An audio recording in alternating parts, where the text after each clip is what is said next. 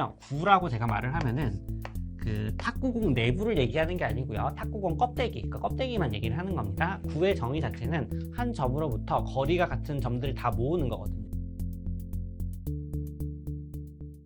이어서 공간상에서 점과 점 사이 거리 공식에 대해서 보도록 하겠습니다. 공간상에 두 점이 이렇게 주어졌을 때 거리 공식을 유도해 볼 수 있는데, 우리가 평면상에서 점과 점 사이 거리 공식을 알고 있죠. 자, 만약에 우리가 평면이라고 하면은 그 거리 공식이 어떻게 되는 거죠, 여러분? 그 거리를 d라고 쓸게요.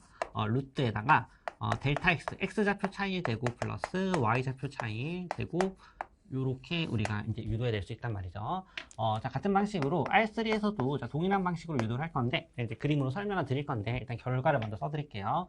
자, 거리는 루트에다가 x좌표 차이 제곱, y좌표 차이 제곱, 그 다음에 여기다가 하나를 추가해 주시면 되는데, 여기에는 z좌표의 차이의 제곱, 요 성분만 하나 추가해 주시면 됩니다.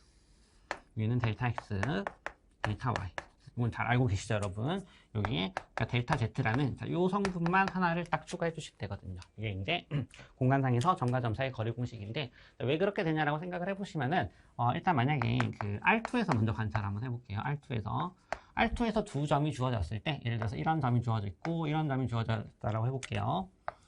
요 빨간색 선분의 길이를 구해보세요. 그러면은 우리는 특정 도형을 매개해서 생각한단 말이죠. 매개하는 도형이 직각삼각형이죠. 이렇게 직각삼각형을 매개해보면은 요 밑변의 길이에 해당하는 게 델타 x 되겠죠. 뭐 정확히 쓰자면 델타 x 절대값 정도로 써주면 좋을 것 같아요. 그 다음에 y좌표의 차이는 요 높이에 해당하는 게 델타 y. 근데 뭐 높이니까 뭐 절대값 정도 이렇게 써볼게요. 그래서 여기의 길이라는 거는 요거 피타고라스 정리로 유도가 되겠네요. 그렇게 해서 유도된 식이 얘기했죠. 뭐 이건 잘 알고 계시죠? 자, R3에서도 자, 동일하게 해주시면 되는데, R3에서도 만약에 두 점이 주어졌는데 이렇게 주어졌다라고 한번 해볼게요. 요 점과 요 점의 거리를 구해보세요 라고 하면은 특정 도형을 매개를 할 건데, 여러분 다시 R2에서 제가 여기 지금 직각삼각형을 매개했단 말이죠. 근데 생각을 해보시면은 직사각형을 매개했다라고 생각할 수도 있겠죠. 그러니까 직사각형 틀 안에 요 대각선이 이제 들어간다라고 보시면 되는 거니까, 같은 방식으로 R3에서는 뭐를 매개할 거냐면은 직육면체를 매개할 거예요. 그래서 그림을 한번 그려보면은, 그림 잘 그려야 되는데 그림을 잘 한번 그려볼게요. 이렇게 잠시만요. 그림을 이렇게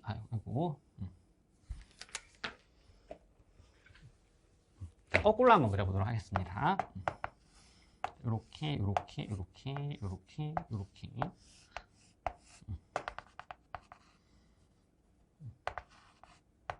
오늘 직육면체가 있는 상태에서 이렇게 아까 그 빨간색 그 선분의 길이를 요 직육면체를 매개했다라고 생각할 수도 있겠죠. 여기까지 동의하시죠? 그래서 요 빨간색 선분의 길이라는 거는 직육면체의 어떤 그 변의 요소들로 표현이 가능할 건데, 지금 축의 방향을 좀 설정을 해보면은, 자, 만약에 요 선분 있지 않습니까? 자, 요 선분과 평행하게 x축이 이렇게 정의가 됐다라고 치고, 그 다음에 여기 선분 있죠, 여기 선분과 평행하게 y축이 이렇게 정의됐다라고 해볼게요. 그 다음에 여기 선분과 평행하게 z축이 이렇게 있다라고 설정을 한번 해보도록 하겠습니다. 자, 그러면은 여기 길이는 지금 어떻게 표현할 수 있는 거냐면은 두 점의 x좌표 차이라고 표현해 줄 수 있겠죠. 여기는 델타 x 뭐 절대값 정도로 표현해 볼게요. 같은 방식으로 잠시만요. 죄송합니다. 델타 y죠. 그 다음에 여기 길이가 x좌표 차이라고 봐줄 수 있겠죠. 그래서 여기는 델타 x의 절대값. 그다음에 같은 방식으로 여기가 지금 델타 z의 절대값 이렇게 되는 거니까, 요 이제 그 직육면체에서 대각선 길이 공식 알고 계시면은 제곱해서 루트 씌운다라고 해주셔도 되고, 그거 만약에 안 해보고 계셨으면은 중간에 한번 이렇게 자른 상태에서 여기에서 직각삼각형에서 요 빗변의 길이 같은 경우에는 여기 빗변의 길이가 루트에 델타 x의 제곱 더하기 델타 y의 제곱 이렇게 되겠죠. 근데 다시 요 직각삼각형에서 얘를 밑변으로 하고 얘를 높이로 하는 그러한 피타고라스 정리를 적용을 해주시면은 얘 제곱 더하기 얘 제곱 하면은 델타 z의 제곱 되겠죠. 그게 우리가 찾아야 되는 d의 제곱 되는 거니까, 이거 지금 루트랑 제곱 없어져서 델타 x 제곱, 델타 y 제곱, 델타 z 제곱이 d 제곱 돼서 이 d로 정리해 주시는 게 점과 점 사이의 거리 공식입니다. 자, 우리 지금 배운 점과 점 사이 거리 공식을 이용해서 구의 방정식을 한번 유도해 볼 건데요. 구의 방정식.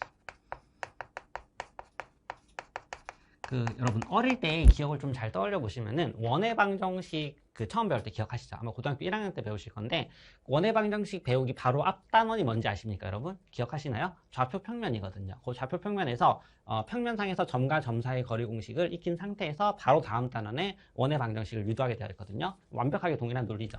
공간상에서 두 점에 점과 점 사이의 거리 공식을 우리가 유도했지 않습니까? 그걸 통해서 공간상에서 구의 방정식을 한번 유도해 볼 건데, 구라는 거는 뭐 대략 한번 스케치를 해보면은 이렇게 구의 중심이 이렇게 있을 거고, 입체감 좀 살려서 그려볼게요. 여러분 참고로 구라고 그러면요, 구라고 제가 말을 하면은 그 탁구공 내부를 얘기하는 게 아니고요, 탁구공 껍데기, 그 껍데기만 얘기를 하는 겁니다. 구의 정의 자체는 한 점으로부터 거리가 같은 점들을 다 모으는 거거든요. 그래서 고정점, 중심이죠. 중심으로부터 거리가 같은 점들을 이렇게 다 이제 3D 상에서 모으는 거거든요. 구 내부라 그러면은 이런 점은 아까부터 거리가 짧지 않습니까? 이런 점을 하는 거 아니고 거리가 같은 점들만 이렇게 다 모으겠다라는 겁니다. 그러면은 구의 표면, 껍데기만 나오겠죠. 그래서 이제 구의 방정식을 유도를 해볼 건데, 여기 반지름의 길이를 제가 편의상 잠깐 3이라고 한번 이렇게 설정을 해볼게요. 그 다음에 중심의 좌표를 A, B, C 라고 설정을 하면은 구위의 점을 제가 X, Y, Z라고 했을 때 우리는 지금 뭘 해야 되는 거냐면은 요 X, Y, Z에 대한 관계식을 세워야 되는 겁니다. 제가 아까도 말씀드렸는데 그래프라는 게 뭐라 그랬죠, 제가? 그래프라는 게 X, Y, Z에 그러한 순서상 점들을 다 모으라 그랬잖아요. 근데 여기가 X, Y, Z의 관계식이다. 그래서 우리가 구의 그래프, 이것도 그래프인데 구의 그래프를 그리기 위해서는 여기를 잘 찾아줘야 되는 거거든요.